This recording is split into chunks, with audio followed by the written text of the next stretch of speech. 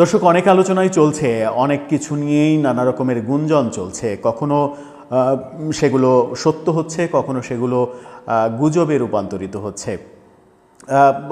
যখন পরিস্থিতি উত্তাল হয়, এই পরিস্থিতি যখন নিয়ন্ত্রণের বাইরে চলে যায়, এই পরিস্থিতি যখন আলোচনার ঊর্ধ্বে উঠে যায়, তখন নানা রকমের গুঞ্জন গুজব সেগুলো নিয়ে হয়। এই যেমন কয়েকদিন থেকেই, গত ৩-৪ দিন থেকেই একটি গুঞ্জন চলছে, আওয়ামী লীগ নেতারা কলকাতায় জড়ো হয়েছেন এবং সেখানে তারা মিটিং করেছেন, সেখানে মিটিং করে পরবর্তী কার্যসূচি নির্ধারণ করেছেন। এবার বাংলাদেশের একটি গণমাধ্যম নিউজ 24 তারা বলার চেষ্টা করলো সরাসরি যে কলকাতায় শেখ হাসিনা তার নেতাদের সঙ্গে মিটিং করেছেন। তাহলে কি শেখ হাসিনাকে কলকাতায় আনা হয়েছে যে গুঞ্জনটা চলছিল, সেই গুঞ্জন কি সত্য?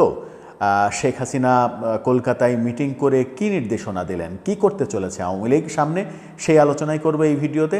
থাকবেন পলিটিক্স টিভির নিয়মিত আয়োজনে।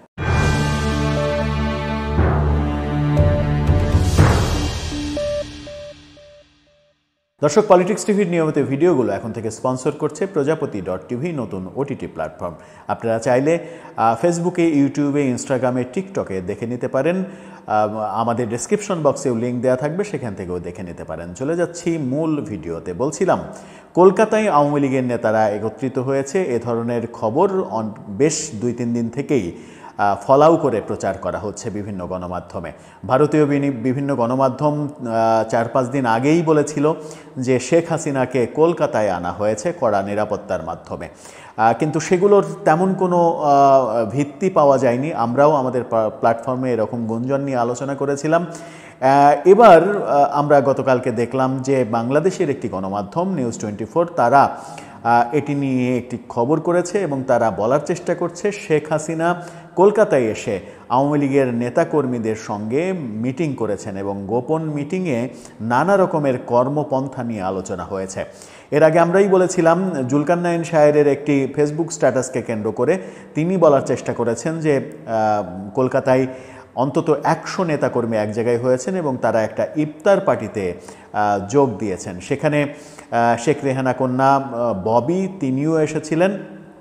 তিনি ছিলেন, সাবেক স্বরাষ্ট্রমন্ত্রী আসাদুজ্জামান খান কামালের কথা এসেছে, গাজীপুরের সাবেক মেয়র জাহাঙ্গীর আলমের কথা এসেছে, বাহাউদ্দিন নাসিমের কথা এসেছে এবং এরকম 100 জন নেতা যারা ভারতে পালিয়ে রয়েছেন, সে 100 জন নেতা কলকাতায় উপস্থিত হয়েছে। এবার বাংলাদেশের গণমাধ্যম যেটা বলার চেষ্টা করছে সেটা হচ্ছে যে তাদের সঙ্গে শেখ হাসিনা বৈঠক করেছেন এবং সেই বৈঠকে সামনে কি কি করণীয় সেগুলো নিয়ে আলোচনা হয়েছে। আওয়ামী লীগ নাকি পরিকল্পনা করছে এরকম যে ঈদে রাজধানী ফাঁকা থাকবে, সেই ফাঁকা ময়দান দখল করা যায় কিভাবে, সেই আলোচনা তাদের মধ্যে নাকি হয়েছে। এছাড়াও আলোচনা হয়েছে যে 10 লক্ষ মানুষ যদি একত্রিত হয় তাহলে সেই 10 লক্ষ মানুষের বিরুদ্ধে কেউ কোনো কিছু করতে পারবে না, কোনো আইন শৃঙ্খলা রক্ষাকারী বাহিনী কোনো ধরনের কোনো পদক্ষেপ নিতে পারবে না। তারা যে যে জায়গা দখল করার সেই জায়গা দখল করতে পারবে। গণমাধ্যম এইরকম ইঙ্গিত দিচ্ছে। শেখ হাসিনা কি সত্যিই কলকাতায় এসেছিলেন? কলকাতায় এসে তিনি নেতাকর্মীদের সঙ্গে মিটিং করে আবার দিল্লিতে ফিরে গেছেন? সেটা এখন পর্যন্ত কোনো ভিডিও চিত্র, কোনো ছবি প্রকাশ হয়নি, যদিও আবছা কিছু ছবি নিউজ 24 দেখানোর চেষ্টা করেছে, যেখানে বেশ কয়েকজনের ছবি দেখা যাচ্ছে শেখ হাসিনা সহ, কিন্তু সেটা আদৌ সেই মিটিংয়ের ছবি কিনা সেটাতে যথেষ্ট সন্দেহ রয়েছে। কিন্তু বাংলাদেশের গণমাধ্যম যখন স্পেসিফিকলি বলছে যে শেখ হাসিনা আওয়ামী লীগের নেতাদের সঙ্গে মিটিং করেছেন, সামনে কি কি করবে তারা, সেই ধরনের সিদ্ধান্তও হয়েছে এবং বেশ কিছু নেতাকে দায়িত্ব দেওয়া হয়েছে ঢাকায় দলকে গুছিয়ে আনার জন্য। দলের যারা ঢাকায়, সারা দেশ থেকে অনেক নেতাকর্মী ঢাকায় রয়েছেন নিজ এলাকায় নিরাপত্তাহীনতার কারণে, এটা সবাই জানে। তারা যারা ঢাকায় রয়েছেন তাদেরকে নিয়ে একটা বৃহৎ শক্তি গঠনের মাধ্যমে ঢাকায় শক্তি প্রদর্শনের একটা পরিকল্পনা নাকি সেখান থেকে হয়েছে।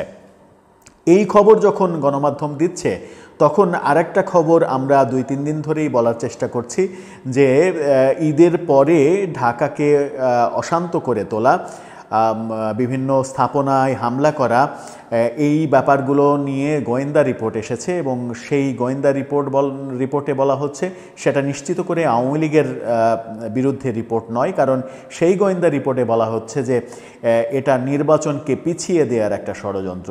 নির্বাচনকে পিছিয়ে দিলে কাদের লাভ সেটা সহজেই অনুমান করা যায়। সুতরাং সেই গোয়েন্দা রিপোর্ট আওয়ামী লীগ কেন্দ্রিক হওয়ার কথা নয়। এখন কলকাতায় যে মিটিং হলো সেটা নিশ্চয়ই গোয়েন্দাদের কাছে রিপোর্ট এসেছে, গণমাধ্যম যেহেতু খবর করছে সেই রিপোর্ট গোয়েন্দাদের কাছে নিশ্চয়ই রয়েছে। আওয়ামী লীগের পরবর্তী পদক্ষেপ কি, কোন দিকে এগোচ্ছে, শেখ হাসিনা কি কি দিক নির্দেশনা দিলেন, শেখ হাসিনা নাকি তার নেতাদের দিক নির্দেশনা দিয়েছেন দল গুছিয়ে তোলার এবং খুব শীঘ্রই ভালো সময় আসবে, ভালো সময় আসলে দলের পক্ষে জোয়ার তৈরি করতে হবে এবং এই জোয়ারে যারা বিশেষ করে এই যে ছাত্রদের নতুন দল যেভাবে সেনাবাহিনীর বিরুদ্ধে উঠে পড়ে লেগেছে সেটা নিয়েও আলোচনা হয়েছে। ছাত্রদের নতুন দলকে অনেক বাজে ভাষায় ট্রিট করা হয়েছে, তাদেরকে সেখানে নাকি টোকাই উপাধি দেওয়া হয়েছে, এরকম নানা খবর বিভিন্ন দিক থেকে আসছে।